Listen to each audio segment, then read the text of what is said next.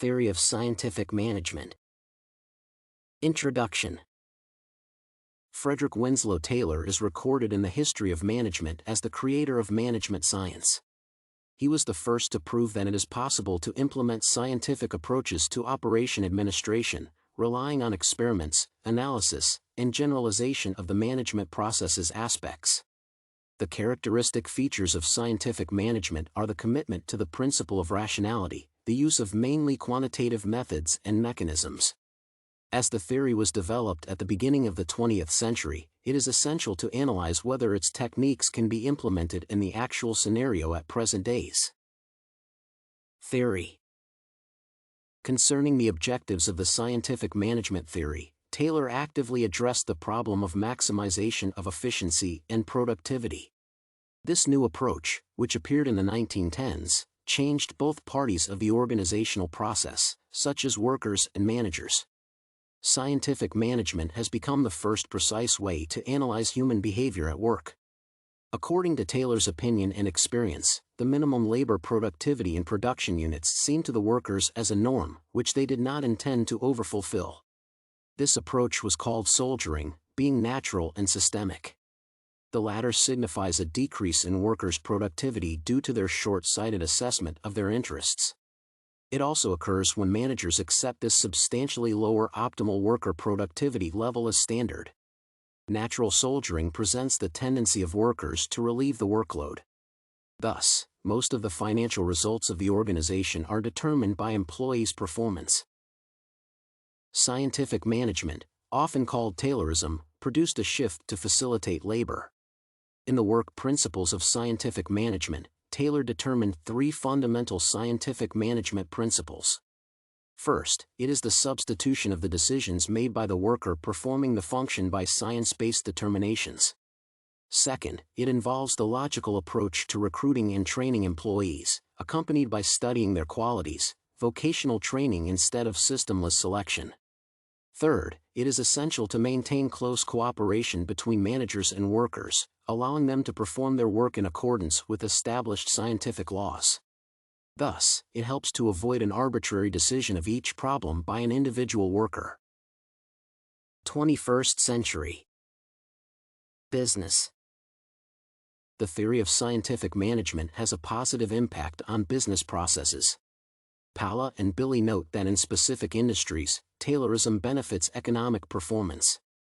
These involve various industrial sectors, from fast food restaurants to factories. The reason is that scientific management helps rationalize work and diminish human errors.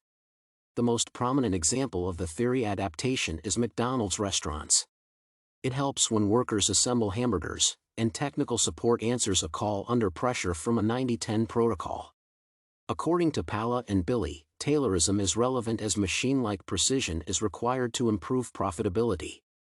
Thus, it can be acknowledged that scientific management principles are beneficial in the long term as business management's fundamental skill is still creating conditions when production is scalable, efficient, and cheap.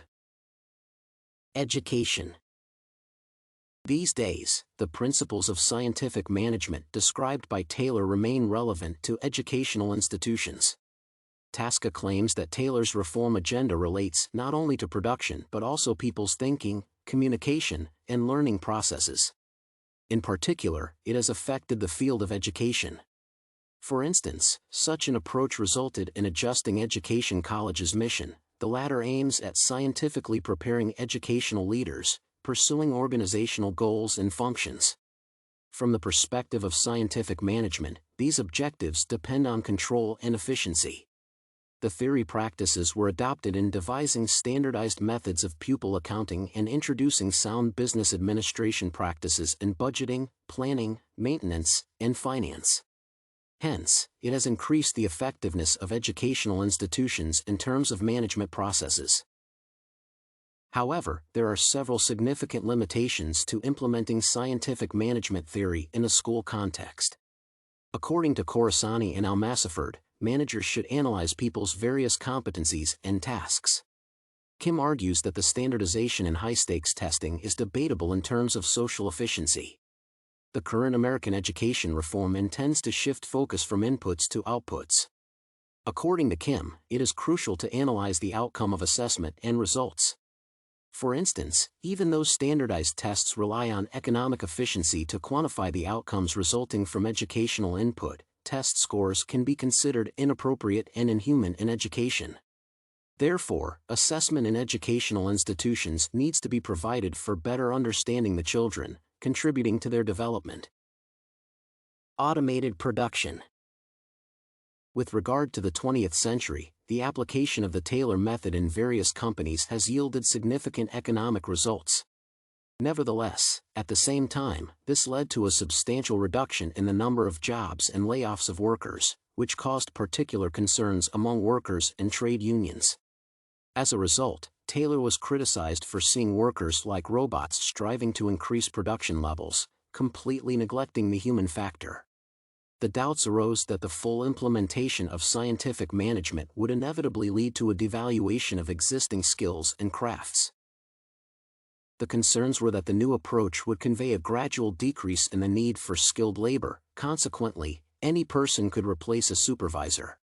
According to Pala and Billy, scientific management methods were advantageous in the past, while these days, they are less critical. As the techniques described by Taylor are performed by automated machines, the productivity within the meaning of scientific management is not necessary. Consequently, it can be mainly considered out of date in the 21st century. Conclusion. To sum up, Taylor achieved the creation of ideal working methods that would be based on improving the best elements of the labor process of various workers. A feature of the scientific management approach was the desire to find the correct method of work. The driving mechanism of his labor geometry, based on the creation of perfect straight movements of workers, negating any bends and deviations, and eliminating all wrong, slow, and unnecessary activities, was the principle of the economy of energy. The theory of scientific management had a significant influence on the development of management science around the world.